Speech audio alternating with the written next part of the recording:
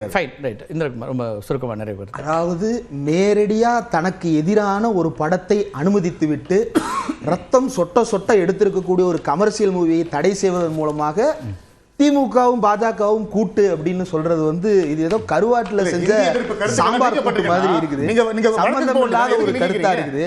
வரலாறு இந்த சிபிஎஸ்இ ஒன்றிய அரசினுடைய நிறுவனம்.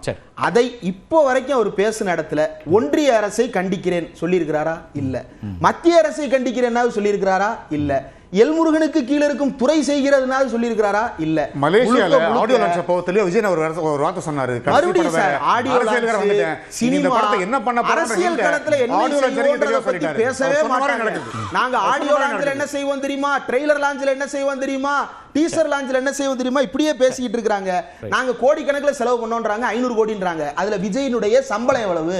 அதை வெள்ளையா மக்கள் மத்தியில பேசுறதுக்கு இவங்க தயாரா? இதுல பராசக்தி அப்பீலுக்கு போயிருக்கலாம். பராசக்தி ஏன் கட்சியை ஒத்துக்கிட்டாங்க அப்படின்னா, நான் ஒரே உதாரணம் மட்டும் சொல்லிடுறேன். 68 அண்ணா இந்திரா காந்தியை சந்தித்து 5 ஆண்டு திட்டங்கள்ல மாற்றங்கள் செய்யணும்னு கோரிக்கை வைத்த போது அவங்க ஏத்துக்கிட்டாங்களா இல்லையான்றதை பத்தி கேள்வி பத்திரிகையாளர்கள் கேட்டபோது அண்ணா பத்திரிகையாளரிடம் சொன்னது, நான் மக்களிடம் செல்வேன், அவர்களிடம் உரையாடுவேன், அவர்களுக்கு இந்த சிக்கலை புரிய வைப்பேன், அவர்கள் எது சரியோ அந்த முடிவை எடுப்பார்கள் அப்படின்னு அண்ணா சொன்னார்.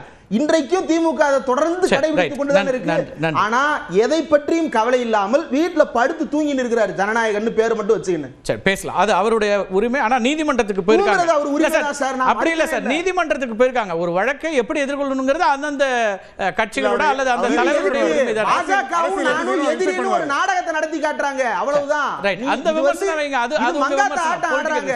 விஜய் வைத்து நடத்தும் மங்காத்தா கேம். ரைட், பார்க்கலாம் அடுத்தடுத்த நீதிமன்ற காட்சிகள் என்னவா இருக்கு அல்லது திரைப்படங்களோட அடுத்த கட்ட நகர்வுகள் அப்படின்னு பார்க்கலாம்.